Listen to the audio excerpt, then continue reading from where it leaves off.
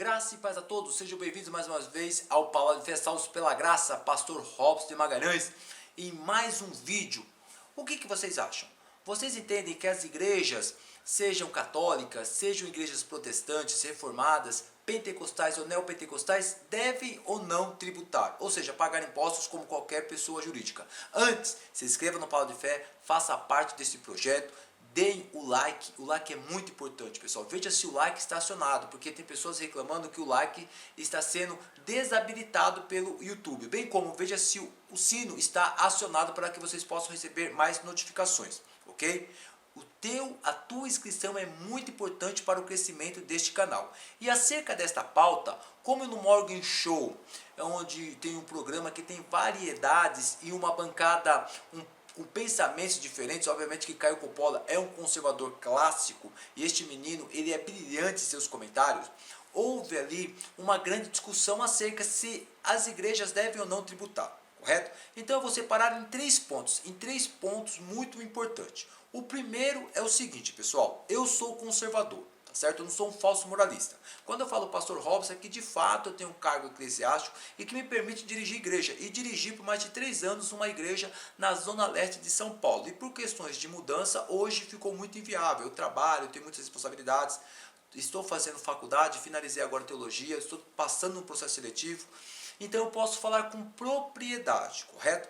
O que é dirigir uma igreja, o que é estar à frente de uma igreja. E sou conservador e não sou falso moralista. O que é conservador?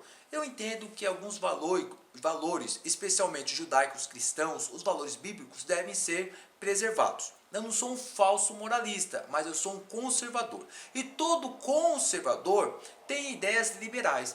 Como assim, pastor Robson? Eu não gosto que o Estado controle em demasia as nossas vidas, mas eu entendo que as liberdades têm que se sobrepor. Liberdades acerca da vida, da liberdade, da propriedade. Um liberal clássico que entende que o Estado tem que influenciar o quanto menos nas nossas vidas particulares. O Estado tem que prover necessidades essenciais como segurança pública, saúde, educação. No demais, tem que ficar sob responsabilidades do povo. Uma democracia, uma república funciona desta forma, em que as ideias, mesmo que não sejam convergentes, mas a ideia da maioria prevaleça. Eu sou um conservador e tenho por uma tendência liberal, isso é muito normal. Mas neste ponto eu penso um pouco diferente.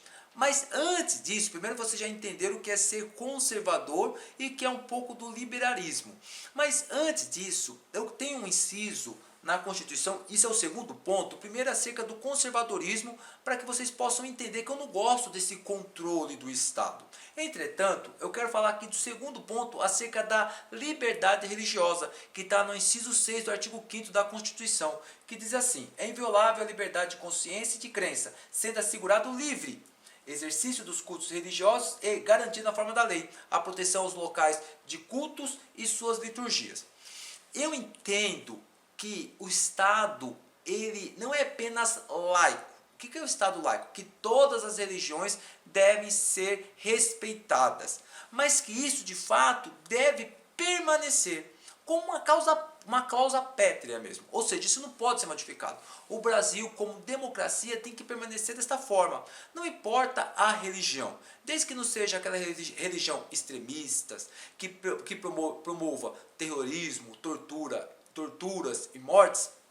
Essas religiões devem prevalecer com as suas liberdades fundamentais, suas liberdades constitucionais, conforme diz a Constituição. Em outras palavras, para ser um pouco mais simples, todas as religiões merecem ter os seus locais e os seus cultos respeitados. Como nós somos cristãos e pregamos alguns atos como imorais e pecados, eu entendo que essa liberdade deve prevalecer. Não importa o segmento, se é espírita, se é cristão, se é do Umbanda, Candomblé, islâmico, não importa.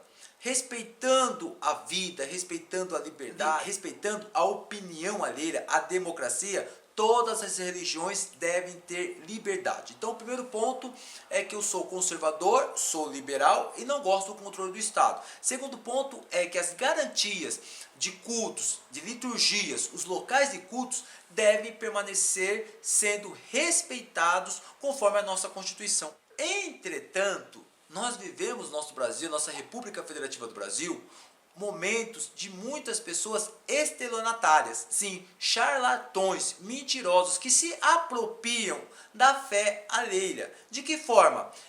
Pegando os dízimos, as ofertas, as doações. Não importa a igreja, seja uma igreja católica, seja uma igreja protestante, seja uma igreja reformada, uma igreja pentecostal, uma igreja neopentecostal ou qualquer outro segmento. Posteriormente eu faço um vídeo explicando cada uma dessas igrejas, que elas são diferentes. Igreja católica, protestante, reformada, pentecostal, neopentecostais, são igrejas diferentes. Não importa as igrejas, não importa a denominação, não importa a religião. A partir do momento que a pessoa deposita o dízimo, deposita a oferta, deposita ali sua doação, esse dinheiro deve ter um fim para o benefício do próximo. É por isso que eu entendo que as igrejas devem sim ter um controle do Estado, embora eu seja um conservador, com ideias liberais. Vocês entenderam? Lógico que entenderam.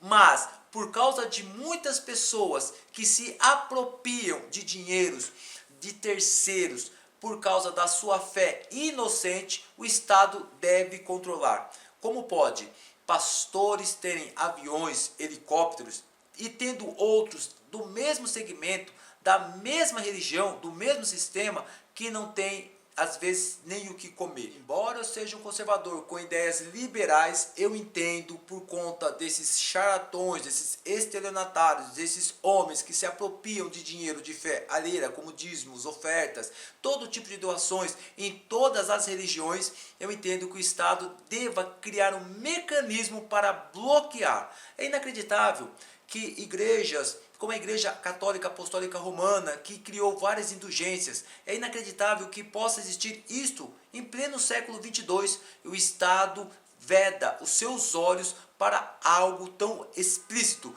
que é roubar a fé alheia. O Estado deve sim controlar a maneira que o dinheiro entra e a maneira que o dinheiro sai.